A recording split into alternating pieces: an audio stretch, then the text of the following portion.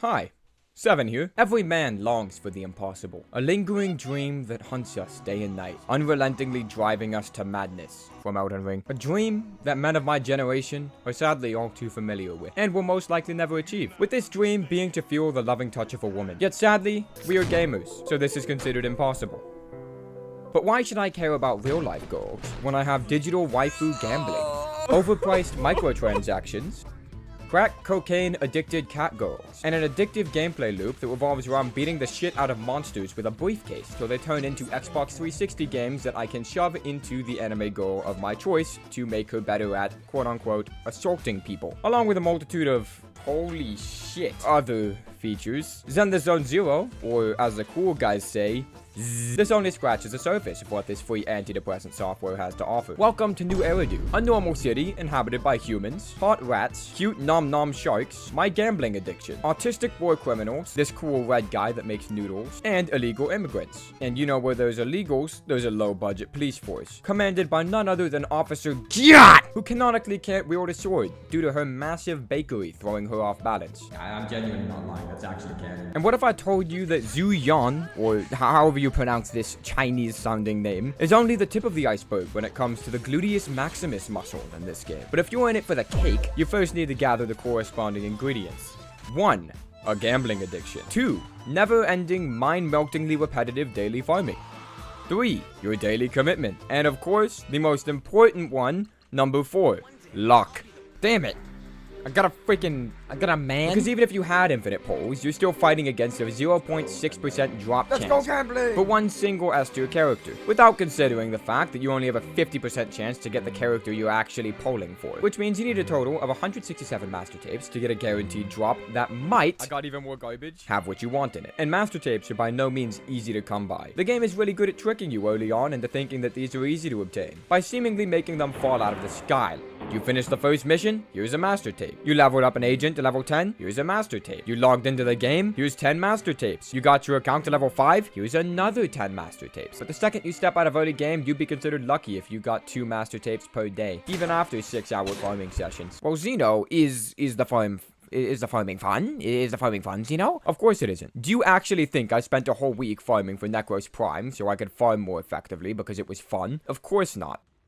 I lied. Zenless Zone Zero's farming is actually surprisingly good, and that's entirely due to the combat. Unlike other stinky waifu gambling games that have turn-based combat.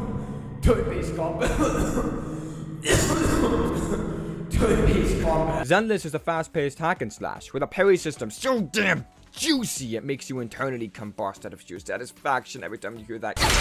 And the heavy tear-out dubstep playing in the background makes you feel like the direct twisted offspring from the Doomslayer's affair with a tiny cute 5'4" cat girl. Of legal age, of course. In other words, the soundtrack, OST, or OST, as the boring people say, is peak. This is your squad, which is made of 3 different agents, which you can freely swap between during combat, each possessing 1 primary ability, 1 ultimate ability, along with passive abilities.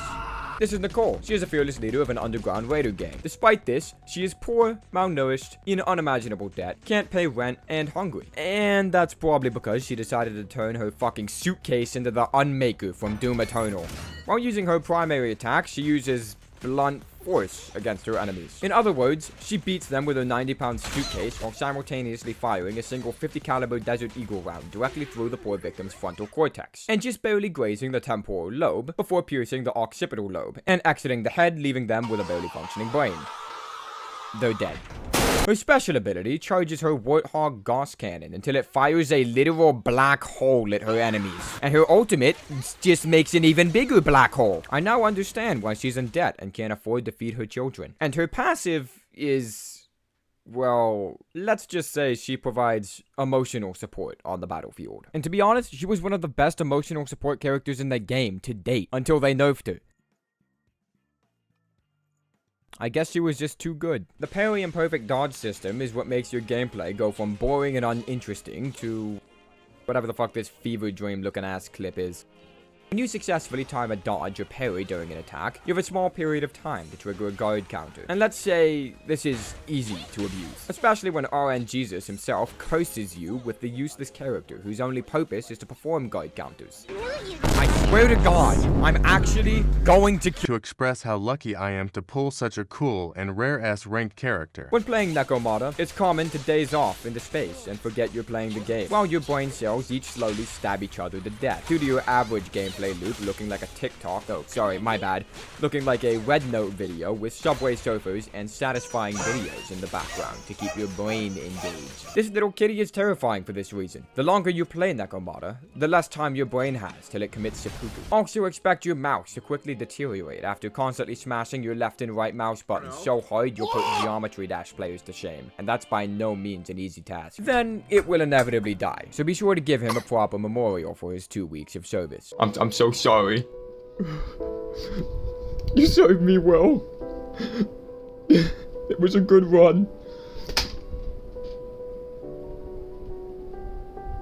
This is so fucking stupid. Well, who are these gaming PC fan fuckers we're slaughtering anyway? These are the Celestials. They are ether-corrupted objects in humans turned into epilepsy monsters, due to high ether exposure from hollows. Hollows are big ether rifts that appear in random locations. Why do they appear, you ask? I have no fucking idea. The main plot is so uninteresting, I honest to God never cared to listen. They're gonna hit the Twin Towers, dude. Won't be long now until we plunge straight in! No! Oh no. All I know is the Celestials are the perfect species to throw into my farming dungeon, so I can turn them all into rare Xbox games. My understanding of the game's story goes something like this. You play as the Netrunner class from Cyberpunk, and use your tech-diddling abilities to control this little beanbag fucker to make maps called carrots, of giant energy balls that randomly appear all over the world. This is called proxy work. However, this work is also illegal work, so we disguise ourselves as a dumbass and a smartass to avoid law enforcement. However, due to our main protagonist being, well, a dumbass and a smartass, they get hacked by some random ass 4chan user who deletes our Tor account, leaving our browsing data and search history viewable to the public and law enforcement. Insert NordVPN sponsor here, if I actually had subscribers and enough people that cared about me to watch that and subscribe so I could somehow monetize my terrible idea of a full-time job. With our fraudulent behavior discovered, we were on the run from the Popo and working for whatever scraps we can find in order to pay our $17,000 electric bill. Oh yeah, I also forgot that dumbass here installed a random military AI into her brain and the company computer systems, which sucks power from the small blockbuster they live in, causing our power to cost $17,000 a month. So we're poor.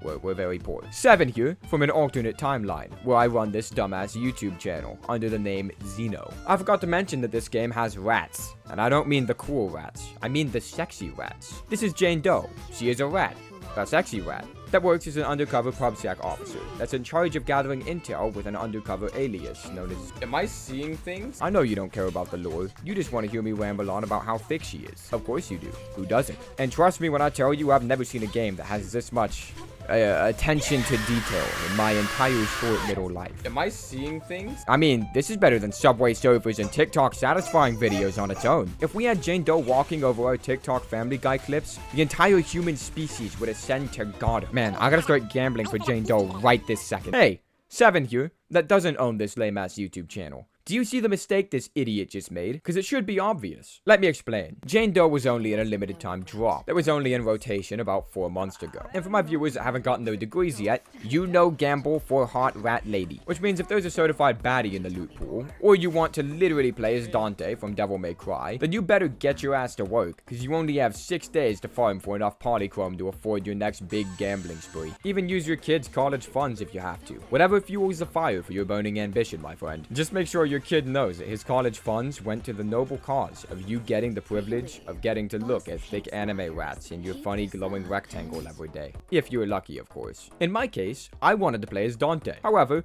I was poor, so I farmed, and farmed, and farmed. Until I finally had enough, and I got...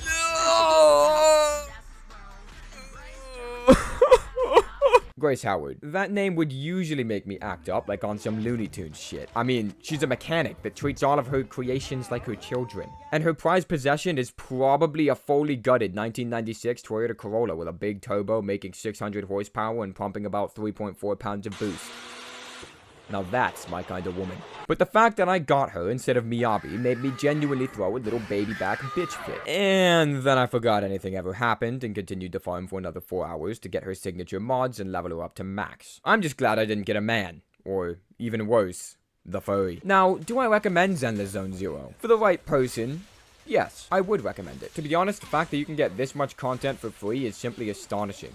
And the frequent updates make it even better. And the devs actually listen to their player base, unlike some game companies. Well, every game company, never mind, my bad. Anyway, I give this game 7 doses of sertraline out of 10 depressed emo kids. I'm gonna go back to farming my polychrome now. Goodbye. Also subscribe, please. I mean, I kind of want subs. Yeah. Okay, now you can leave.